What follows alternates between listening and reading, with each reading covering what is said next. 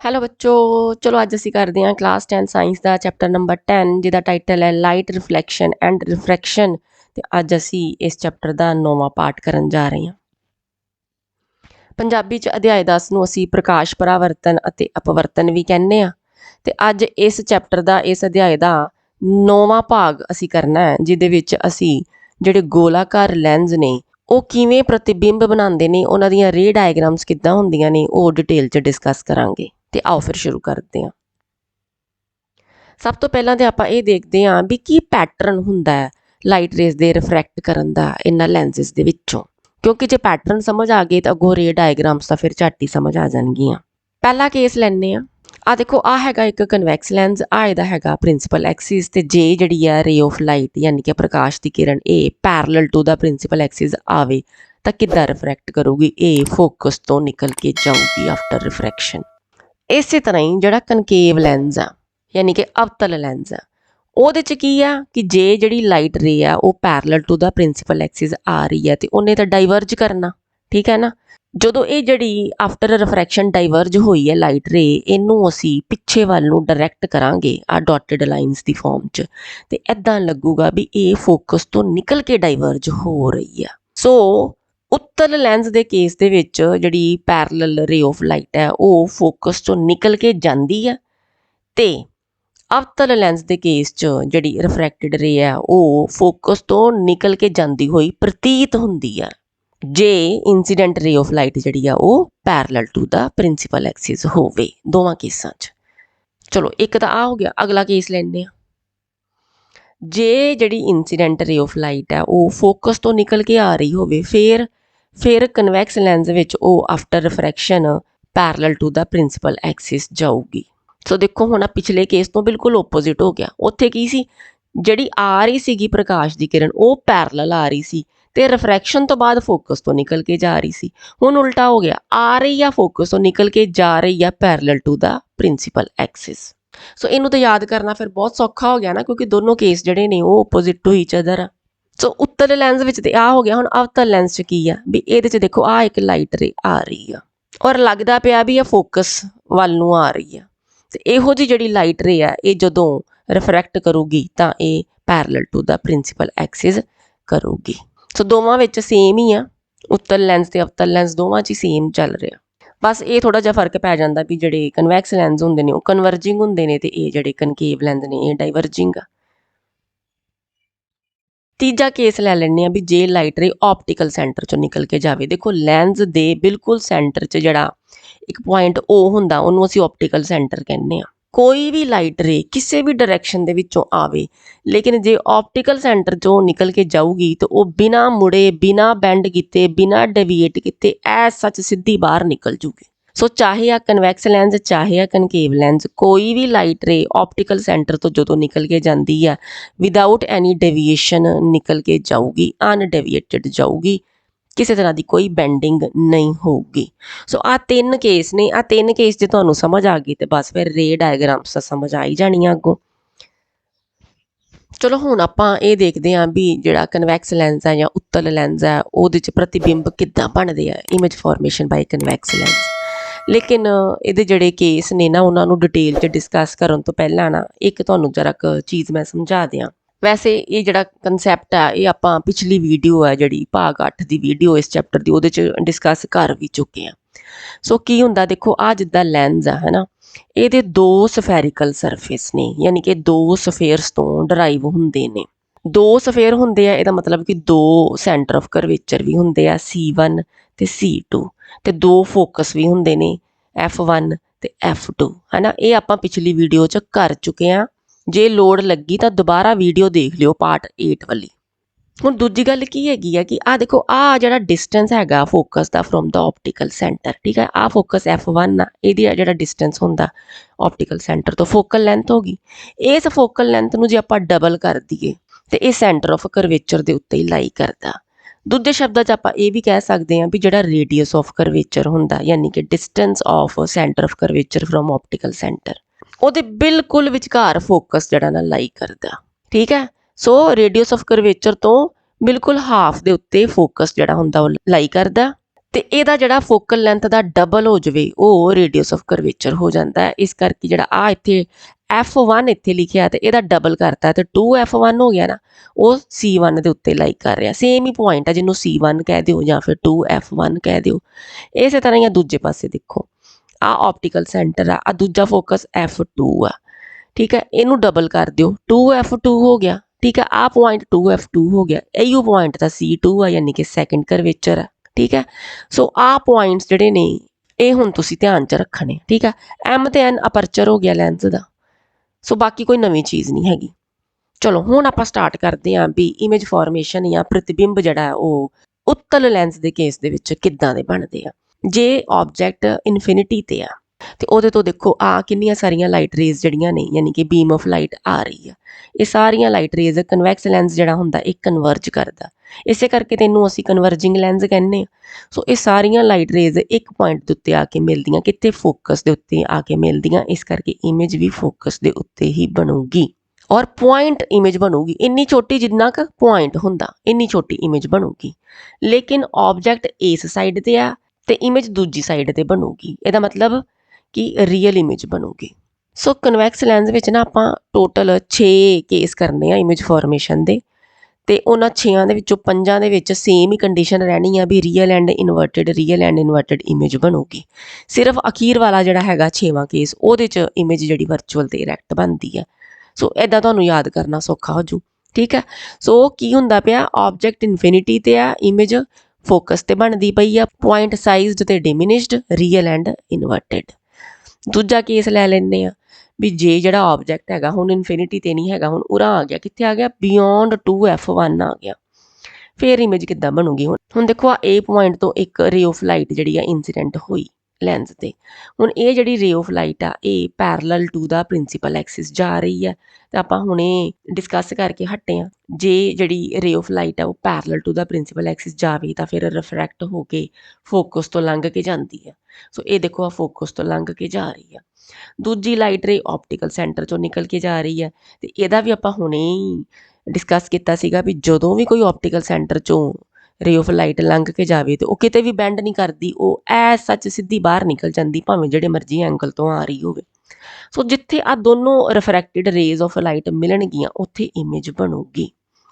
ਸੋ ਇੱਥੇ ਇਮੇਜ ਬਣ ਰਹੀ, ਕਿੱਥੇ ਬਣ ਰਹੀ ਆ, ਦੇਖੋ F2 ਤੇ 2F2 ਇਹਦੇ ਵਿਚਕਾਰ ਇਮੇਜ ਬਣਦੀ ਪਈ ਆ, ਲੇਕਿਨ ਪੁੱਠੀ ਇਮੇਜ ਬਣਦੀ ਪਈ। ਦੇਖੋ ਇਹਦਾ ਆਬਜੈਕਟ ਦਾ A ਉੱਪਰ ਵਾਲੇ ਪਾਸੇ ਆ, ਇਮੇਜ ਦਾ A' ਥੱਲੇ ਵਾਲੇ ਪਾਸੇ ਆ। ਸੋ ਰੀਅਲ ਐਂਡ ਇਨਵਰਟਿਡ ਇਮੇਜ ਬਣ ਰਹੀ ਆ ਤੇ ਆਬਜੈਕਟ ਦੇ ਸਾਈਜ਼ ਨਾਲੋਂ ਥੋੜੀ ਛੋਟੀ ਬਣਦੀ ਪਈ ਆ।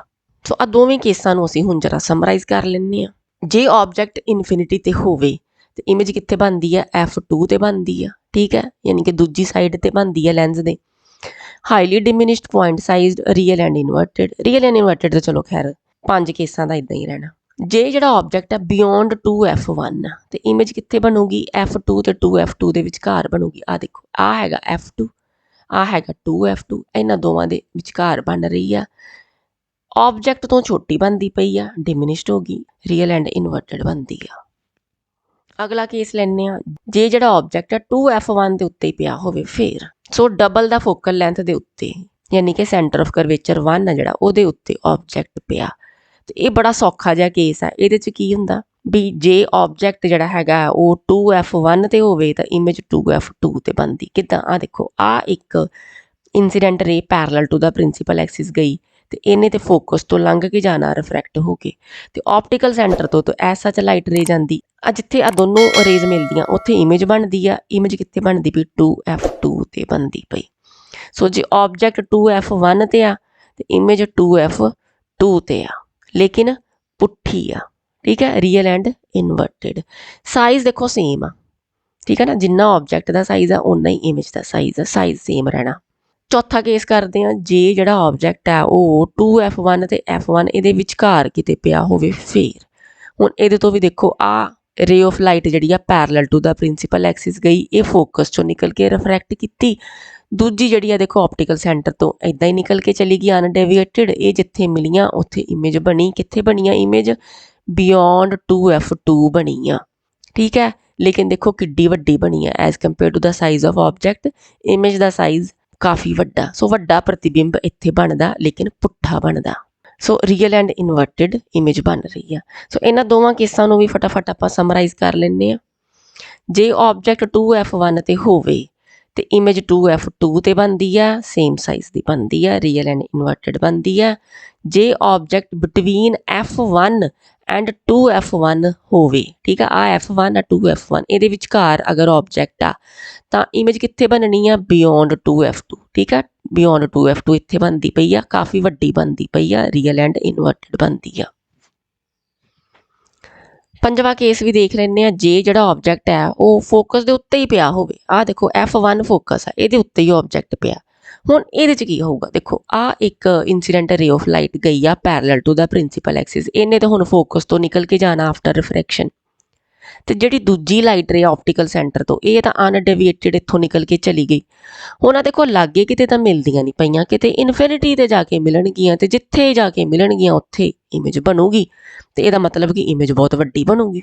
लेकिन बनदी दूजे पासे पई, ऑब्जेक्ट इस साइड ते पिया ते इमेज दूजी साइड ते, यानी कि रियल एंड इनवर्टिड ही इमेज बनूगी।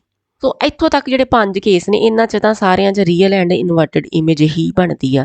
हुण आ जिहड़ा हैगा 6वां केस, आ स्पैशल केस आ। हुण इह च देखदे की हुंदा। जे ऑब्जेक्ट बिल्कुल लैंस दे लागे ही पिया, यानी कि F1 फोकस ते ऑप्टिकल सेंटर O इहदे विचकार पिया। सो जे फोकस ते ऑप्टिकल सेंटर दे विचकार पिया होवे ऑब्जेक्ट तां की होऊगा, आ देखो आ इतों एक रे ऑफ लाइट इंसीडेंट होई, इन्हें ते देखो जो भी parallel to the principal axis कोई रे ऑफ लाइट आऊगी, इन्हें फोकस चो जाना आफ्टर रिफ्रैक्शन, आ निकल के चलेगी फोकस तो। दूजी जिहड़ी लाइट रे आ वो ऑप्टिकल सेंटर चो, उन्हें तो बिना किसी डेविएशन दे सीधे निकल जाना। हुण आ देखो आ दोनों लाइट रेज इदां नहीं लगदियां पईयां भी अलग अलग एंगल ते डाइवर्ज हो गईयां। हुण इह गांह ते किते मिल नहीं सकदियां, इन्हां नूं असीं पिछले वाले पासे डायरैक्ट करदे आ डॉटेड लाइनस दे नाल। सो आ डॉटेड लाइनस दे नाल इहनूं जदों डायरैक्ट कीता, ये जिथे दोनों लाइट रेज मिलदियां उत्थे इमेज बनूगी। कित्थे बनदी भी इमेज, बियॉन्ड 2F1 बनदी पई आ, ठीक है, क्योंकि इत्थे लाइट रेज एक्चुअल च मिलदियां नहीं पईयां, असीं आप डायरैक्ट करके मिलाईयां, इस करके ये वर्चुअल इमेज आ। लेकिन सीधी इमेज आ, देखो ऑब्जेक्ट का भी A पॉइंट उपर वल नूं आ, B बॉटम ते आ, ते इमेज दे विच भी A डैश उपर आ ते B डैश बॉटम ते आ। सो सीधी इमेज आ, वर्चुअल एंड इरैक्ट इमेज बन रही है, लेकिन साइज़ देखो ऑब्जेक्ट दे कंपैरेटिवली कितना वड्डा। सो इमेज ऑब्जेक्ट नालों काफ़ी वड्डी बनदी है। सो ये इकलौता केस हुंदा कन्वैक्स लैंस दे विच जिहदे विच कि वर्चुअल एंड इरैक्ट इमेज बनदी है। बाकी जिहड़े केस ने उन्हां दे विच सारियां च रियल एंड इनवर्टिड इमेज बनदी है। इन्हां दोवां केसां नूं भी फटाफट सम अप करदे आ भी जे जिहड़ा ऑब्जेक्ट है F1 ते होवे, इमेज कित्थे बनू, इनफिनिटी ते बनू, पता नहीं कित्थे जाके इनफिनिटी ते अनंत ते जाके बनूगी, लेकिन फिर बहुत वड्डी बनूगी, रियल एंड इनवर्टिड आ। लेकिन जे हुण आखिर वाला केस आ भी जे जिहड़ा ऑब्जेक्ट बिल्कुल कोल ही आ गया लैंस दे ऑप्टिकल सेंटर ते F1 दे विचकार ही आ गया, बिटवीन F1 एंड O, फिर इमेज सेम साइड दे बनदी आ, उस साइड ते जिस साइड ते ऑब्जेक्ट आ। देखो ऑब्जेक्ट भी इधरले पासे ते इमेज भी इसे पासे, लेकिन वड्डी बनूगी ते वर्चुअल एंड इरैक्ट बनूगी। सो आपां कन्वैक्स लैंस दे विच 6 तरह दे केस डिस्कस कीते आ भी किद्दां प्रतिबिंब बनदे या इमेज बनदी। 6 दे 6 एक बारी दोबारा रिवाइज कर लैंदे आ। जे ऑब्जेक्ट इनफिनिटी ते आ ते जिहड़ी हुंदी इमेज वो फोकस ते बनदी आ। Highly diminished, real and inverted. ते इतों बिल्कुल ओपोजिट केस आ हुंदा जे ऑब्जेक्ट ही फोकस ते होवे तां इमेज इनफिनिटी ते बनदी। देखो इत्थे की सी, ऑब्जेक्ट इनफिनिटी ते, इत्थे इमेज इनफिनिटी ते। इत्थे की सी, position of the image focus ते, इत्थे position of the object focus ते, ठीक है। लेकिन आ F1 आ, ये F2 दा ध्यान रखियो क्योंकि कन्वैक्स लैंस है ना, ये लैंस दे दूजे पासे ही इमेज बननी आ। सो आ जिहड़े दो केस ने ये दोनों एक ओपोजिट टू ईच अदर हो गए है ना। सो इहदे च पॉइंट साइज इन्नी छोटी इमेज बनदी भी, पॉइंट साइज इहदे विच वड्डी बनदी पई क्योंकि है ही ओपोजिट है। सो आ दोनों तो तुहानूं हुण याद करने सौखे लगने चाहिए है क्योंकि ओपोजिट टू ईच अदर दो केस हैगे, लेकिन इमेज दोवां च रियल एंड इनवर्टेड ही आ। बाकी भी केस वेख लैंदे आ। जे ऑब्जेक्ट बियॉन्ड 2F1 होवे, image between F2 and 2F2 बनदी, छोटी बनदी, रियल एंड इनवर्टेड बनदी। ते एक आ केस जिहड़ा सीगा आ देखो आ भी सौखा ही है। जे ऑब्जेक्ट 2F1 ते आ, इमेज 2F2 ते आ, सेम साइज दी आ, ठीक है ना। भी जिहड़ा ऑब्जेक्ट आ वो भी डबल द फोकल लेंथ उत्ते ਤੇ ਇਮੇਜ ਵੀ ਡਬਲ ਦਾ ਫੋਕਲ ਲੈਂਥ ਉੱਤੇ। ਠੀਕ ਹੈ ਜੀ। ਆਬਜੈਕਟ 2f1 ਤੇ ਇਮੇਜ 2f2 ਤੇ same size real and inverted image.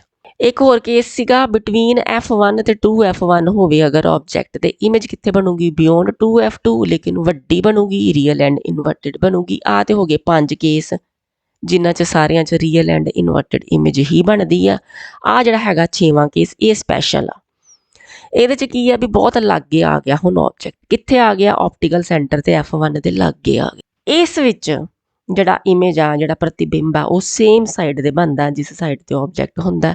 ਐਨਲਾਰਜਡ ਤੇ ਵਰਚੁਅਲ ਤੇ ਇਰੈਕਟ ਇਮੇਜ ਬਣਦੀ। ਹੁਣ ਇਹਨੂੰ ਤੁਸੀਂ ਭੁੱਲਣਾ ਨਹੀਂ ਹੈਗਾ। ਠੀਕ ਆ। ਇਹ ਹੋ ਗਿਆ ਕਿ ਕਨਵੈਕਸ ਲੈਂਸ ਜਾਂ ਉੱਤਲ ਲੈਂਸ ਦੇ ਪ੍ਰਤੀਬਿੰਬ ਕਿੱਦਾਂ ਬਣਦੇ ਆ।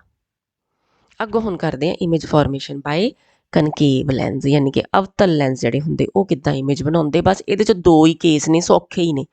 ਪਹਿਲਾ ਕੇਸ ਕੀ ਆ ਵੀ ਜੇ ਆਬਜੈਕਟ ਇਨਫਿਨਿਟੀ ਤੇ ਹੋਵੇ ਫਿਰ ਕੀ ਹੋਊਗਾ ਜੀ ਅਨੰਤ ਤੇ ਆਬਜੈਕਟ। ਫਿਰ ਦੇਖੋ ਆ ਬੀਮ ਆਫ ਲਾਈਟ ਆ ਰਹੀ ਆ ਤੇ ਆ ਲੈਂਸ ਕਨਕੇਵ ਜਿਹੜਾ ਇਹ ਡਾਈਵਰਜਿੰਗ ਹੁੰਦਾ। ਜਿੱਦਾਂ ਹੀ ਲਾਈਟ ਰੇਜ਼ ਆਉਣਗੀਆਂ ਇਹ ਡਾਈਵਰਜ ਕਰ ਜਾਣਗੀਆਂ। ਠੀਕ ਹੈ ਨਾ, ਅਲੱਗ-ਅਲੱਗ ਐਂਗਲ ਤੇ ਚਲੇ ਗਈਆਂ। ਸੋ ਹੁਣ ਇਹ ਮਿਲ ਤੇ ਸਕਦੀਆਂ ਨਹੀਂ ਅੱਗੇ। ਅਸੀਂ ਇਹਨਾਂ ਨੂੰ ਪਿਛਲੇ ਵਾਲੇ ਪਾਸੇ ਆ ਡੋਟਡ ਲਾਈਨ ਦੇ ਨਾਲ ਡਾਇਰੈਕਟ ਕਰਦੇ ਹਾਂ ਤੇ ਇਹ ਫੋਕਸ ਤੋਂ ਡਾਈਵਰਜ ਹੁੰਦੀਆਂ ਪ੍ਰਤੀਤ ਹੋਣਗੀਆਂ ਤੇ ਇੱਥੇ ਫੋਕਸ ਤੇ ਹੀ ਫਿਰ ਇਮੇਜ ਬਣੂਗੀ। ਠੀਕ ਹੈ, ਸੌਖਾ ਹੀ ਆ ਕੇਸ। ਸੋ ਦੂਜਾ ਕੇਸ ਕੀ ਆ ਵੀ ਜੇ ਅਨੰਤ ਤੋਂ ਆਬਜੈਕਟ ਹੁਣ ਅੱਗੇ ਨੂੰ ਆ ਗਿਆ, ਕਿੱਥੇ ਆ ਗਿਆ ਅਨੰਤ ਤੇ ਆਪਟੀਕਲ ਸੈਂਟਰ ਦੇ ਵਿਚਕਾਰ ਕਿਤੇ ਵੀ ਆਬਜੈਕਟ ਅਗਰ ਹੋਊਗਾ ਤੇ ਕੀ ਹੋਊਗਾ। ਆ ਦੇਖੋ ਆ ਆਬਜੈਕਟ ਹੈ, ਇੱਥੋਂ ਜਿਹੜੀ ਆ light ray parallel to the principal axis ਗਈ, ਇਹਨੇ ਡਾਈਵਰਜ ਕਰਨਾ ਤੇ ਇਹਨੇ ਅਪੀਅਰ ਕਰਨਾ as if it is coming from focus. ਠੀਕ ਹੈ। ਸੋ ਆ ਡੋਟਡ ਲਾਈਨ ਨਾਲ ਆਪਾਂ ਪਿੱਛੇ ਵੱਲ ਨੂੰ ਡਾਇਰੈਕਟ ਕਰਤੀ। ਦੂਜੀ ਲਾਈਟ ਰੇ ਦੇਖੋ ਆਪਟੀਕਲ ਸੈਂਟਰ ਤੋਂ ਅਨਡਿਵੇਟਡ ਨਿਕਲ ਕੇ ਗਾਂ ਚਲੀ ਜਾਊਗੀ। ਲੇਕਿਨ ਆ ਜਿੱਥੇ ਦੋਨੋਂ ਲਾਈਟ ਰੇਜ਼ ਇੱਕ ਦੂਜੇ ਨੂੰ ਇੰਟਰਸੈਕਟ ਕਰਦੀਆਂ ਉੱਥੇ ਇਮੇਜ ਬਣੂਗੀ। ਠੀਕ ਹੈ। ਸੋ ਇੱਥੇ ਇਮੇਜ ਬਣੀ, ਕਿੱਥੇ ਬਣੀ ਬਿਟਵੀਨ O ਐਂਡ F1 ਬਣੀ, ਯਾਨੀ ਕਿ ਫੋਕਸ ਤੇ ਆਪਟੀਕਲ ਸੈਂਟਰ ਦੇ ਵਿਚਕਾਰ ਬਣੂਗੀ। ਲੇਕਿਨ ਆ ਦੇਖੋ ਆ ਸਾਈਜ਼ ਜਿਹੜਾ ਹੈਗਾ ਛੋਟਾ ਵਾ as compare to the size of object. So ਛੋਟੀ ਇਮੇਜ ਬਣੂਗੀ ਲੇਕਿਨ ਸਿੱਧੀ ਇਮੇਜ ਬਣੂਗੀ। ਸੋ ਇਹਦੇ 'ਚ ਦੇਖੋ ਆਬਜੈਕਟ 'ਚ ਵੀ A ਉੱਪਰ ਆ ਤੇ B ਬਾਟਮ ਤੇ ਆ ਤੇ ਇਮੇਜ 'ਚ ਵੀ A ਡੈਸ਼ ਉੱਪਰ ਆ ਤੇ B ਡੈਸ਼ ਬਾਟਮ ਤੇ ਆ। ਸੋ ਸਿੱਧੀ ਇਮੇਜ ਬਣਦੀ ਪਈ ਲੇਕਿਨ ਛੋਟੀ ਬਣਦੀ ਪਈ। ਔਰ ਕਨਕੇਵ ਲੈਂਸ ਜਾਂ ਅਵਤਲ ਲੈਂਸ ਦੇ ਕੇਸ ਵਿੱਚ ਦੋਨੋਂ ਇਮੇਜਿਸ ਜਿਹੜੀਆਂ ਨੇ ਉਸੇ ਸਾਈਡ ਤੇ ਬਣਦੀਆਂ ਜਿਸ ਸਾਈਡ ਤੇ ਆਬਜੈਕਟ ਹੁੰਦਾ। ਠੀਕ ਹੈ ਨਾ। ਕਨਵੈਕਸ ਲੈਂਸ 'ਚ ਦੂਜੇ ਪਾਸੇ ਬਣਦੀਆਂ ਸਿਰਫ ਇੱਕ ਕੇਸ ਨੂੰ ਛੱਡ ਕੇ ਬਾਕੀ ਸਾਰਿਆਂ 'ਚ। ਲੇਕਿਨ ਕਨਕੇਵ ਲੈਂਸ ਦੇ 2 ਹੀ ਕੇਸ ਆ, ਦੋਵਾਂ ਦੇ ਵਿੱਚ ਇਮੇਜ ਉਸੇ ਸਾਈਡ ਤੇ ਬਣੂਗੀ ਜਿਸ ਸਾਈਡ ਤੇ ਕੀ ਆਬਜੈਕਟ ਹੁੰਦਾ ਤੇ ਵਰਚੁਅਲ ਤੇ ਇਰੈਕਟ ਬਣੂਗੀ। ਅਨੰਤ ਤੇ ਅਗਰ ਆਬਜੈਕਟ ਹੋਊਗਾ ਤੇ ਪੁਆਇੰਟ ਸਾਈਜ਼ਡ ਇਮੇਜ ਬਣੂਗੀ ਤੇ ਜੇ ਅਨੰਤ ਤੋਂ O ਦੇ ਵਿਚਕਾਰ ਹੋਊਗਾ ਤਾਂ ਪੁਆਇੰਟ ਸਾਈਜ਼ ਤੇ ਨਹੀਂ ਪਰ ਫਿਰ ਵੀ ਛੋਟੀ ਬਣੂਗੀ। ਸੋ ਇਹਨਾਂ ਨੂੰ ਵੀ ਦੋਵਾਂ ਕੇਸਾਂ ਨੂੰ ਅਸੀਂ ਜਰਾ ਰਿਵਾਈਜ਼ ਕਰ ਲੈਂਦੇ ਹਾਂ। ਆਬਜੈਕਟ ਇਨਫਿਨਿਟੀ ਤੇ ਤਾਂ ਇਮੇਜ ਫੋਕਸ ਤੇ ਪੁਆਇੰਟ ਸਾਈਜ਼ਡ ਹਾਈਲੀ ਡਿਮਿਨਿਸ਼ਡ ਵਰਚੁਅਲ ਤੇ ਇਰੈਕਟ। ਦੂਜਾ ਕੇਸ ਕੀ ਆ ਵੀ ਜੇ ਇਨਫਿਨਿਟੀ ਤੋਂ ਆਪਟੀਕਲ ਸੈਂਟਰ ਦੇ ਵਿਚਕਾਰ ਕਿਤੇ ਵੀ ਹੋਵੇ ਆਬਜੈਕਟ ਫਿਰ ਇਮੇਜ ਕਿੱਥੇ ਬਣਦੀ ਆ ਬਿਟਵੀਨ F1 ਐਂਡ O ਤੇ ਇਹ ਵੀ ਛੋਟੀ ਬਣਦੀ ਆ, ਇਹ ਵੀ ਵਰਚੁਅਲ ਐਂਡ ਇਰੈਕਟ ਆ। ਸੋ ਦੋਵਾਂ ਕੇਸਾਂ ਦੇ ਵਿੱਚ ਵਰਚੁਅਲ ਤੇ ਇਰੈਕਟ ਇਮੇਜ ਆ, ਦੋਵਾਂ ਕੇਸਾਂ ਵਿੱਚ ਇਮੇਜ ਛੋਟੀ ਬਣਦੀ ਆ ਆਬਜੈਕਟ ਦੇ ਸਾਈਜ਼ ਨਾਲੋਂ। ਮੇਰੇ ਖਿਆਲ 'ਚ ਹੁਣ ਤੁਹਾਨੂੰ ਇਹ ਯਾਦ ਕਰਨਾ ਸੌਖਾ ਲੱਗੂਗਾ। ਸਾਈਨ ਕਨਵੈਨਸ਼ਨਸ ਵੀ ਕਰ ਲੈਂਦੇ ਆ। ਦੇਖੋ ਆਪਾਂ ਜਦੋਂ ਗੋਲਾਕਾਰ ਦਰਪਣ ਕੀਤੇ ਸੀ ਯਾਨੀ ਕਿ ਸਫੈਰੀਕਲ ਮਿਰਰ ਕੀਤੇ ਸੀਗੇ ਉਹਦੇ 'ਚ ਆਪਾਂ new Cartesian system of sign convention ਕੀਤਾ ਸੀਗਾ। ਉਹੋ ਹੀ ਸੇਮ ਸਿਸਟਮ ਇੱਥੇ ਵੀ ਐਪਲੀਕੇਬਲ ਹੋਊਗਾ ਸਫੈਰੀਕਲ ਲੈਂਸਿਸ ਦੇ ਕੇਸ 'ਚ ਵੀ। ਠੀਕ ਆ। ਪਰ ਉਹਦੇ 'ਚ ਜੇ ਤੁਹਾਨੂੰ ਯਾਦ ਹੋਵੇ ਵੀ ਆਪਾਂ ਜਿਹੜੀਆਂ ਵੀ ਮੈਜਰਮੈਂਟਸ ਕਰਦੇ ਸੀਗੀਆਂ ਜਿੱਦਾਂ ਕਿ ਆਪਾਂ ਆਬਜੈਕਟ ਦਾ ਡਿਸਟੈਂਸ ਲੈਂਦੇ ਸੀਗੇ U ਜਾਂ ਇਮੇਜ ਦਾ ਡਿਸਟੈਂਸ ਲੈਂਦੇ ਸੀਗੇ V ਜਾਂ ਫੋਕਸ ਦਾ ਡਿਸਟੈਂਸ ਲੈਂਦੇ ਸੀ, ਫੋਕਲ ਲੈਂਥ ਲੈਂਦੇ ਸੀਗੇ, ਇਹ ਸਾਰੇ ਆਪਾਂ ਕਿੱਥੋਂ ਮੈਜਰ ਕਰਦੇ ਸੀ ਇਹ ਪੋਲ ਆਫ ਦਾ ਮਿਰਰ ਤੋਂ ਕਰਦੇ ਸੀ P ਤੋਂ। ਲੇਕਿਨ ਹੁਣ ਆਪਾਂ ਗੱਲ ਕਰਦੇ ਪਏ ਲੈਂਸਿਸ ਦੀ। ਇਸ ਕਰਕੇ ਆ ਜਿਹੜੇ ਸਾਰੇ ਡਿਸਟੈਂਸਿਸ ਨੇ ਇਹ ਆਪਾਂ optical centre of the lens ਯਾਨੀ ਕਿ ਉਹ ਤੋਂ ਮੈਜਰ ਕਰਨੇ ਆ ਬਸ। ਬਾਕੀ ਸਾਰੀਆਂ ਚੀਜ਼ਾਂ ਸੇਮ ਹੀ ਰਹਿਣਗੀਆਂ। ਕੀ ਸੀਗਾ ਵੀ ਜਿੱਧਰੋਂ ਲਾਈਟ ਰੇ ਆਉਂਦੀ ਆ ਲੈਫਟ ਸਾਈਡ ਤੋਂ ਉਧਰਲੇ ਪਾਸੇ ਜਿਹੜੇ ਡਿਸਟੈਂਸਿਸ ਨੇ ਉਹ ਸਾਰੇ ਕੀ ਹੁੰਦੇ ਨੇ ਨੈਗੇਟਿਵ ਹੁੰਦੇ ਨੇ ਤੇ ਦੂਜੇ ਪਾਸੇ ਜਿੱਧਰ ਨੂੰ ਲਾਈਟ ਜਾਂਦੀ ਆ ਯਾਨੀ ਕਿ ਸੱਜੇ ਪਾਸੇ ਸਾਰੇ ਜਿਹੜੇ ਡਿਸਟੈਂਸਿਸ ਹੁੰਦੇ ਨੇ ਉਹ ਪੋਜ਼ਿਟਿਵ ਹੁੰਦੇ ਨੇ। ਇਸੇ ਤਰ੍ਹਾਂ ਜਦੋਂ ਅਸੀਂ ਹਾਈਟ ਆਫ ਦਾ ਆਬਜੈਕਟ ਤੇ ਹਾਈਟ ਆਫ ਦਾ ਇਮੇਜ ਵੇਖਦੇ ਹਾਂ ਤੇ ਜਿਹੜੀ ਹਾਈਟ ਪ੍ਰਿੰਸੀਪਲ ਐਕਸਿਸ ਤੋਂ ਪਰਪੈਂਡੀਕੂਲਰਲੀ ਉੱਪਰ ਵੱਲ ਨੂੰ ਹੋਵੇ ਉਹ ਪੋਜ਼ਿਟਿਵ, ਜਿਹੜੀ ਥੱਲੇ ਵੱਲ ਨੂੰ ਹੋਵੇ ਉਹ ਨੈਗੇਟਿਵ। ਠੀਕ ਹੈ, ਇਹ ਯਾਦ ਰੱਖਣਾ ਤੁਸੀਂ। ਬਾਕੀ focal length of convex lens ਜਿਹੜੀ ਹੁੰਦੀ ਆ ਪੋਜ਼ਿਟਿਵ ਹੁੰਦੀ ਹੈ ਤੇ ਕਨਕੇਵ ਲੈਂਸ ਦੀ ਫੋਕਲ ਲੈਂਥ ਨੈਗੇਟਿਵ ਹੁੰਦੀ ਹੈ ਅਕੋਰਡਿੰਗ ਟੂ ਦਾ ਕਨਵੈਨਸ਼ਨ। ਇਹ ਹੋ ਗਿਆ new Cartesian system of sign convention for spherical lenses, ਯਾਨੀ ਕਿ ਗੋਲਾਕਾਰ ਲੈਂਸਿਸ ਵਾਸਤੇ ਸਾਈਨ ਕਨਵੈਨਸ਼ਨਸ। ਹੁਣ ਲੱਗਦੇ ਹੱਥੀ ਲੈਂਸ ਫਾਰਮੂਲਾ ਵੀ ਦੇਖ ਲੈਂਦੇ ਆ। ਦਰਪਣ ਦੇ ਕੇਸ 'ਚ ਆਪਾਂ ਮਿਰਰ ਫਾਰਮੂਲਾ ਕੀਤਾ ਸੀ, ਯਾਨੀ ਕਿ ਦਰਪਣ ਸੂਤਰ ਕੀਤਾ ਸੀ। ਹੁਣ ਆਪਾਂ ਲੈਂਸ ਸੂਤਰ ਕਰਨਾ। ਸੋ ਇਹਦੇ ਵਿੱਚ ਆਪਾਂ ਕਿਹੜੀਆਂ ਮੈਜਰਮੈਂਟਸ ਲੈਣੀਆਂ। ਇੱਕ ਆਪਾਂ ਲੈਣਾ object the distance from the optical centre of lens, ਇਹਨੂੰ ਅਸੀਂ ਸਮਾਲ ਯੂ ਕਹਿੰਦੇ ਆ। ਫਿਰ ਇਮੇਜ ਦਾ ਕਿੰਨਾ ਡਿਸਟੈਂਸ ਹੁੰਦਾ ਆਪਟੀਕਲ ਸੈਂਟਰ ਤੋਂ, ਇਹਨੂੰ ਅਸੀਂ ਸਮਾਲ ਵੀ ਕਹਿੰਦੇ ਆ। ਤੇ ਫੋਕਸ ਦਾ ਕਿੰਨਾ ਡਿਸਟੈਂਸ ਹੁੰਦਾ, ਉਹਨੂੰ ਅਸੀਂ ਫੋਕਲ ਲੈਂਥ ਯਾਨੀ ਕਿ ਸਮਾਲ ਐਫ ਕਹਿੰਦੇ ਆ। ਤੇ ਫਿਰ ਲੈਂਸ ਫਾਰਮੂਲਾ ਆਪਣਾ ਇਹ ਬਣ ਜਾਂਦਾ 1/v - 1/u = 1/f, ਯਾਨੀ ਕਿ inverse of image distance minus inverse of object distance is equal to inverse of focal length। ਠੀਕ ਹੈ ਜੀ, ਇਹ ਹੋ ਗਿਆ ਲੈਂਸ ਫਾਰਮੂਲਾ। ਹੁਣ ਜਦੋਂ ਇਹਦੇ ਅੰਦਰ ਆਪਾਂ ਕੋਈ ਵੈਲਿਊਜ਼ ਫਿਲ ਕਰਨੀਆਂ ਤੇ ਉਦੋਂ ਆਪਾਂ ਫਿਰ ਜਿਹੜਾ ਵੀ ਆਪਣਾ new Cartesian system of sign convention ਆ ਉਹਦੇ ਅਕੋਰਡਿੰਗਲੀ ਪਲੱਸ ਜਾਂ ਮਾਈਨਸ ਅੱਗੇ ਲਾ ਦੇਣਾ ਤੇ ਫਿਰ ਆਪਾਂ ਨੂਮੈਰੀਕਲਸ ਕੱਢਾਂਗੇ ਇਹਦੇ। ਮੈਗਨੀਫਿਕੇਸ਼ਨ ਵੀ ਵੇਖ ਲੈਣੀ। ਮੈਗਨੀਫਿਕੇਸ਼ਨ ਜਾਂ ਵੱਡ ਦਰਪਣ, ਜਿੱਦਾਂ ਆਪਾਂ ਪਹਿਲਾਂ ਕੀਤਾ ਸੀਗਾ ਦਰਪਣ ਦੇ ਕੇਸ 'ਚ, ਹੁਣ ਹੋ ਗਿਆ ਲੈਂਸ ਦੇ ਕੇਸ 'ਚ। ਬਈ ਆਬਜੈਕਟ ਦਾ ਜਿੰਨਾ ਕੁ ਸਾਈਜ਼ ਹੁੰਦਾ ਉਹਦੇ ਤੋਂ ਇਮੇਜ ਦਾ ਸਾਈਜ਼ ਕਿੱਡਾ ਕੁ ਨਜ਼ਰ ਆਉਂਦਾ, ਰੇਸ਼ੋ ਕੀ ਆ, ratio of height of image and height of object, ਉਹਨੂੰ ਅਸੀਂ ਮੈਗਨੀਫਿਕੇਸ਼ਨ ਕਹਿੰਦੇ ਆ। ਸਮਾਲ ਐਮ ਨਾਲ ਇਹਨੂੰ ਰਿਪਰਜੈਂਟ ਕਰਦੇ ਆ। So height of image divided by height of object. So height of image ਨੂੰ ਆਪਾਂ h ਡੈਸ਼ ਕਹਿੰਦੇ ਆ, ਹਾਈਟ ਆਫ ਆਬਜੈਕਟ ਨੂੰ ਆਪਾਂ h ਕਹਿੰਦੇ ਆ। ਸੋ h' is non as magnification. ਇੱਕ ਤੁਹਾਨੂੰ ਯਾਦ ਆ ਆਪਾਂ ਮਿਰਰ ਫਾਰਮੂਲਾ 'ਚ ਇਹਨੂੰ ਇਮੇਜ ਡਿਸਟੈਂਸ ਤੇ ਆਬਜੈਕਟ ਡਿਸਟੈਂਸ ਦੇ ਨਾਲ ਵੀ ਰਿਲੇਟ ਕੀਤਾ ਸੀਗਾ, ਉੱਦਾਂ ਹੀ ਇੱਥੇ ਵੀ ਆ। ਹੁਣ ਮੈਗਨੀਫਿਕੇਸ਼ਨ ਜਿਹੜੀ ਆ ਉਹ ਇਮੇਜ ਡਿਸਟੈਂਸ ਤੇ ਆਬਜੈਕਟ ਡਿਸਟੈਂਸ ਨਾਲ ਕਿੱਦਾਂ ਇਕੁਅਲ ਹੁੰਦੀ, v/u ਦੇ ਇਕੁਅਲ ਹੁੰਦੀ ਆ।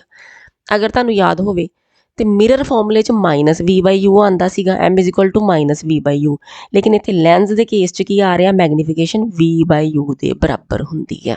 ਸੋ ਹੁਣ ਇਹਦੇ ਅਕੋਰਡਿੰਗਲੀ ਆਪਾਂ ਅੱਗੋਂ ਨੂਮੈਰੀਕਲਸ ਕੱਢਾਂਗੇ ਇਹਨਾਂ ਦੇ।